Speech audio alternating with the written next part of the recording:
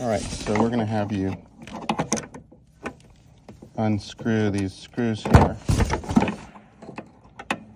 The other thing is you're gonna have to lift up this whole plastic covering in order to get to the wires underneath. And the way to do that is to go to the other side and take the same 2 screws out of the same pedals on the opposite side that when you take those 2 screws out, you can lift this up.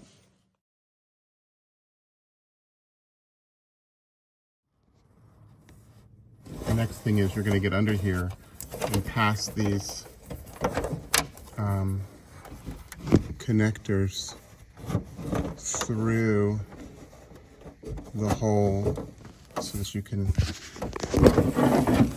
get to them on this side and disconnect them.